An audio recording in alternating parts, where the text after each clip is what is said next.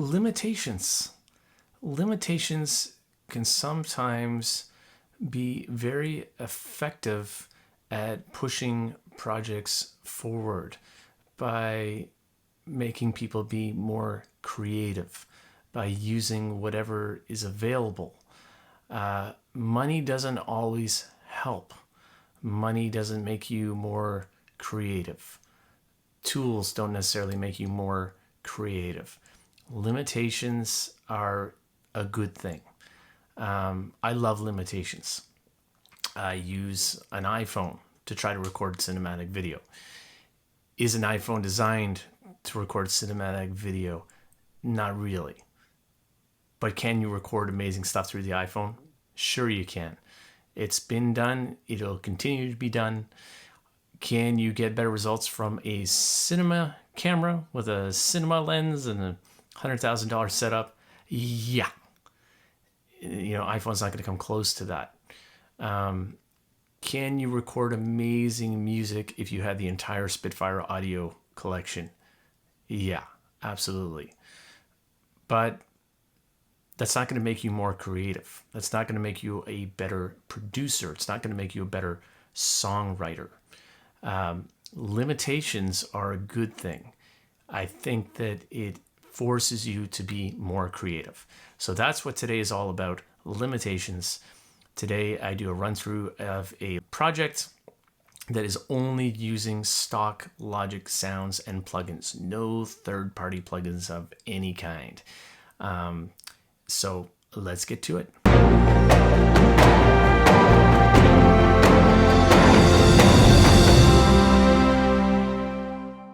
So here's the project. Now it looks crazier than it actually is.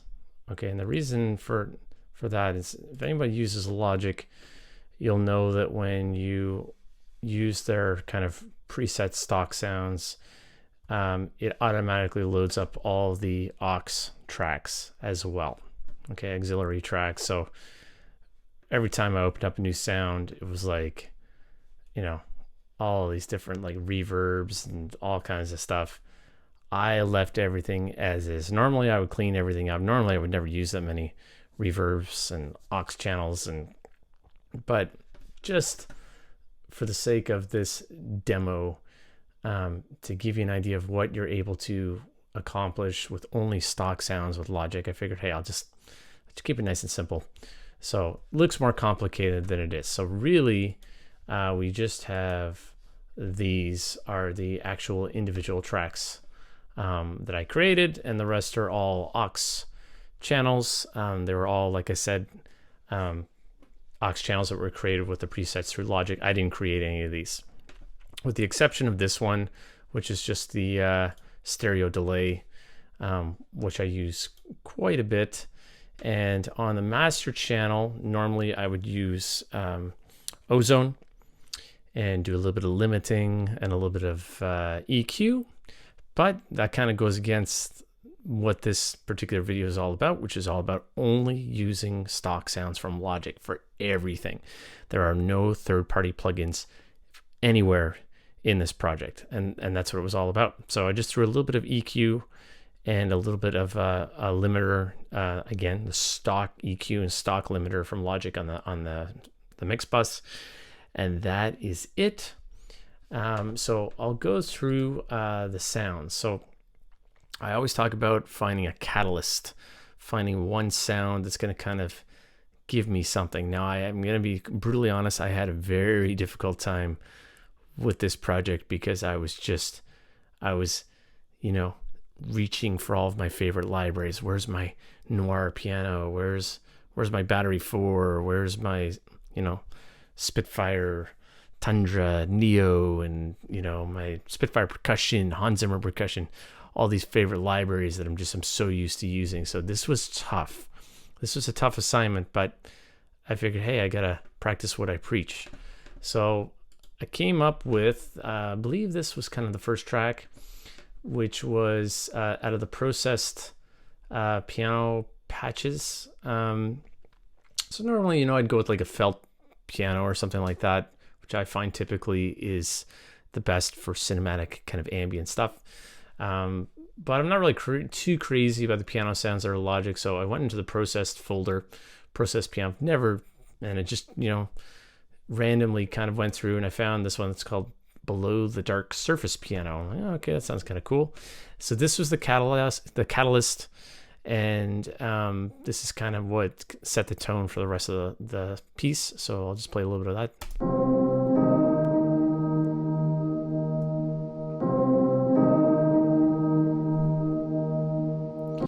Now, it sounds to me like there's a whole bunch baked into that sample. So a lot of that noise floor, which typically I like to have a little bit of ambient noise floor.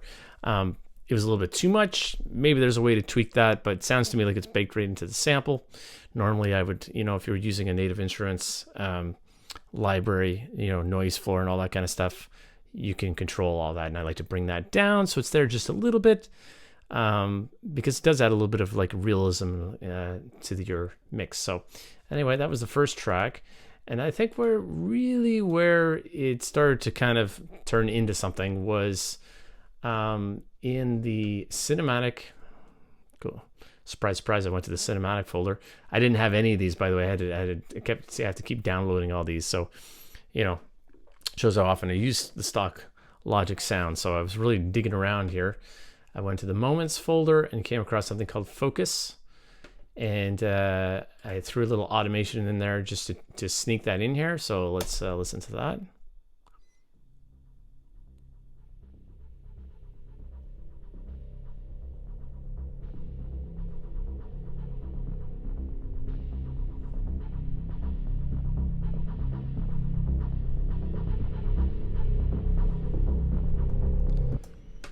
Okay, that's a very useful sound. Okay, that's very typical of something that you might find in Spectrasonics Omnisphere.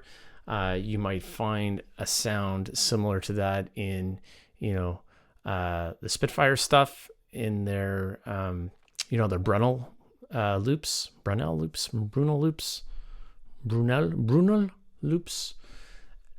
So to me, that's a very, very usable sound to really get some texture underneath something.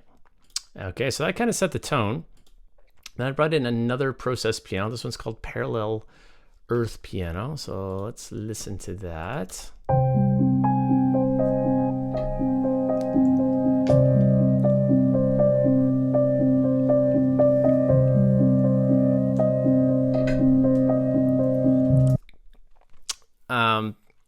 So, I thought that was a pretty cool sound, a pretty usable sound. One thing I did find as I was going through the Logic sounds and a lot of the pads and all that kind of stuff is they were too much. They were too over the top. It was just like, look at me, I'm a sound. And it's like, whoa, just to back up there a little bit. Okay, so, and that's where the Spitfire audio stuff, all those pad sounds and everything, like Neo pads and the Tundra pads, they just, they do have those more aggressive kind of in your face ones, but I'm not for those ones. I'm much more for the subtle kind of thing. I don't want something to scream, hey, I'm track number 4 in the mix, listen to me. I want just to, hear. But anyway, Parallel Earth Piano, I thought that sounded pretty good. And then we went with a little acoustic guitar harmonics, which on its own sounds kind of meh. Sounds a little bit meh. However, what did I do with this? I rolled off a lot of the high, and on one of these tracks, I just went nuts with the reverb, and then I also added a little stereo delay to try to make something of it. So I know that I'm always saying start with a really good sound. I think this is an okay sound. But I think in the mix, I was able to do something kind of interesting with it. So these are both the same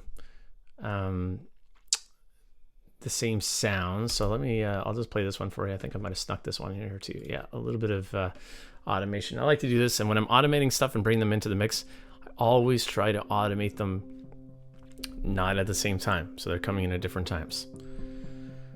So a little acoustic guitar harmonics.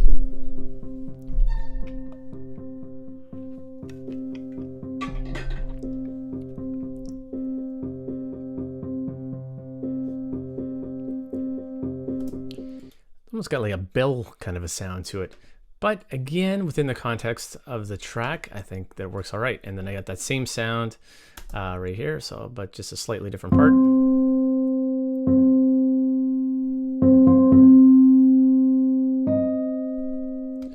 It's just these are very, very background kind of sounds, just to kind of, you know, they're like ear candy is what they are. Then I went again into the cinematic, this time into the textures folder, and this is called Soft Radiance. I thought this sounded kind of cool. It's just the same kind of repeated kind of interval going on here.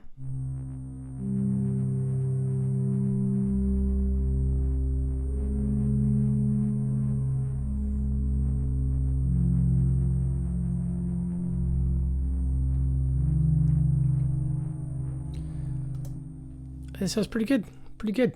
That's a nice little kind of atmospheric kind of thing to the track. The Pillars of Light, I'm going to come back to that because that's towards, I kind of treated this as kind of part 1, part 2, part 3. This is Distant Air. This is from the Soundscape folder. So synthesizer, soundscape, Distant Air. Okay, let's check this out.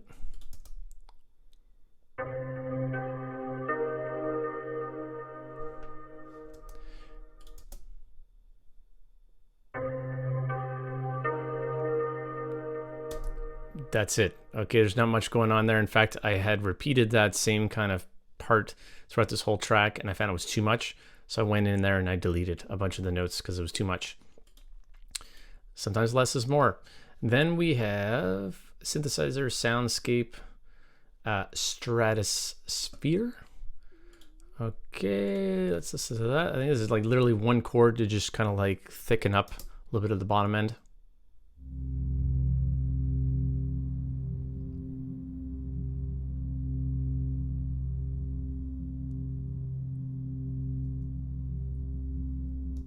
Not a whole lot going on there. Now, normally if I was going to use a pad for the low end of the mix to try to sit underneath something, I'd like a little bit more movement between the stereo left and right.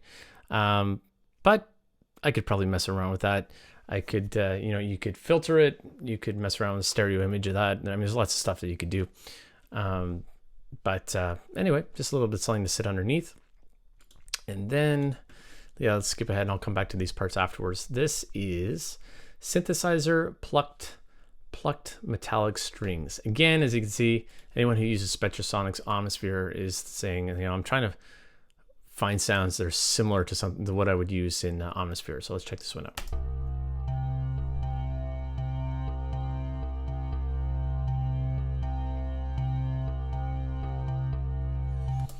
Just a little bit of a rhythmic track to sit underneath. Okay, that's all that is. And then, okay, now I'll talk about the end.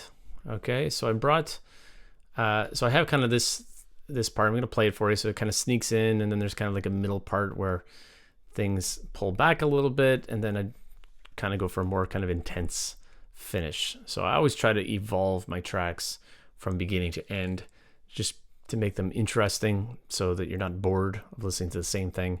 And I try to always keep them under 3 minutes, because I find that after 3 minutes, it's like, it starts to get a little bit repetitive. So I brought back in the that focus sound and the below the surface piano. And then right before that, we brought in this track, which is called Pillars of Light. That's from Cinematic Ambient Drones, Pillars of Light. This is very similar to a pluck sound that I use in Omnisphere. Of course, I can't remember. There's like a gazillion pluck sounds in Omnisphere. I can't think of the name of it, but anyway, I'll play this for you. I automated this to bring this in as well. Hang on. Helps if I only have one track soloed.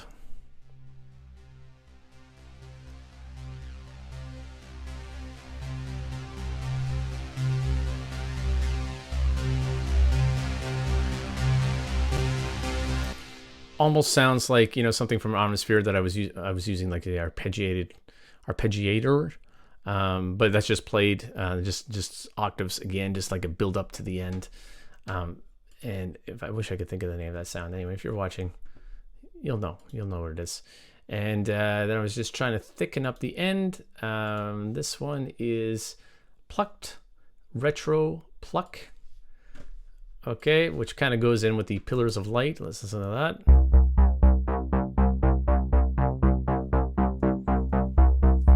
that's it. Just a little bit of sound. You can hear the delay, a little bit of stereo delay in there, which is baked into the sound. I didn't, or it's probably through all the aux tracks in there.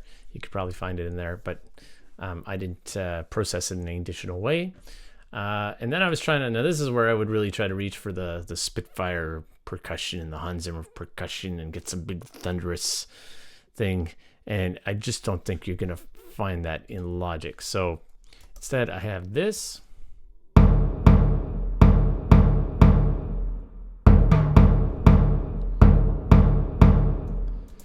Okay, not quite necessarily the sound that I would be looking for, but again, to show you that you can throw something like this in the mix and you can make it sound maybe not as good as the Spitfire audio stuff, but usable. Okay, and I just compressed it a little bit, threw on some extra reverb, and initially I had rolled off a bunch of the high and I was like, it kind of killed too much of the sound, so I left it in there. And then I wanted something a little bit more heavy, so I literally went heavy. This is just from the drum kit folder, producer's kit, and heavy. Okay, and it's literally just a bass and a snare. And if you've been watching my other videos, I threw some clip distortion on there. Okay, let's listen to it without the clip distortion. Hear what it sounds like. It's gonna sound very plain.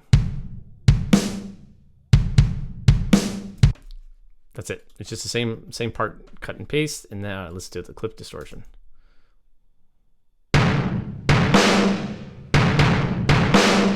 Ooh, that's abrasive. That's abrasive. It turns something ordinary and boring into something exciting. Okay, and then on top of that, we threw some Logic guitar in there, so we got some guitar. British Combo Synth Lead. Very aggressive sound. Let's listen to that.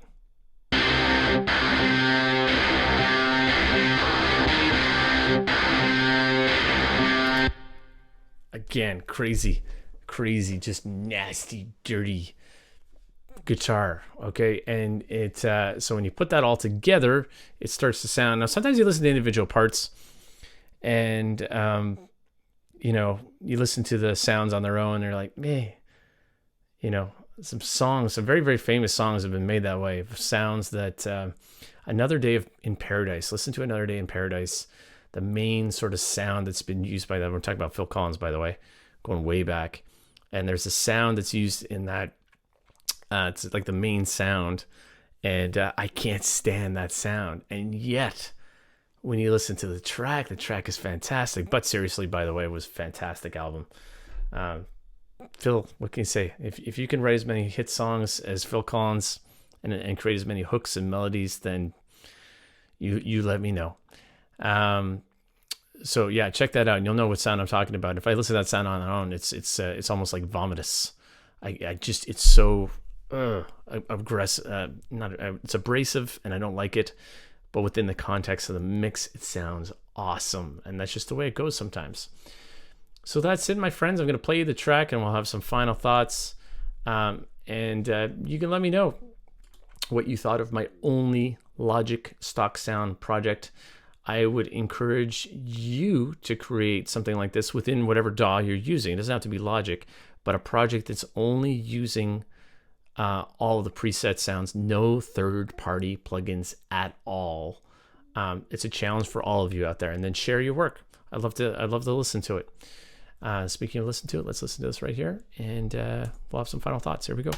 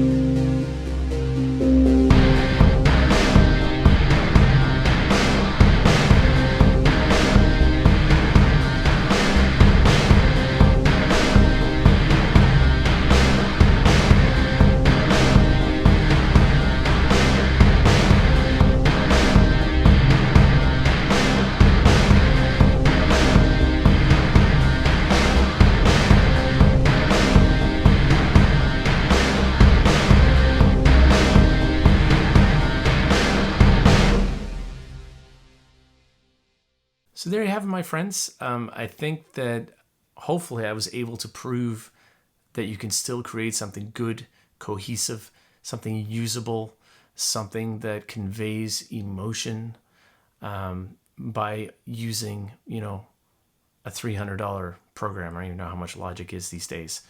And I think that those limitations help inform your decision making process and push you into those depths of creativity that maybe having the best of the best wouldn't allow you to do because you just wouldn't bother. So don't let limitations hold you back. Use them as a tool to drive your creativity forward. So there's your challenge, my friends. Whatever DAW you have, Logic, Reason, whatever, Cubase, create something solely within those programs with no third-party plugins. Share your work on my channel. I'd love to hear what kind of stuff you have going on. And don't let small budgets hold you back from creating something interesting and good and unique. That's it, my friends. Stay safe. Catch you in the next one.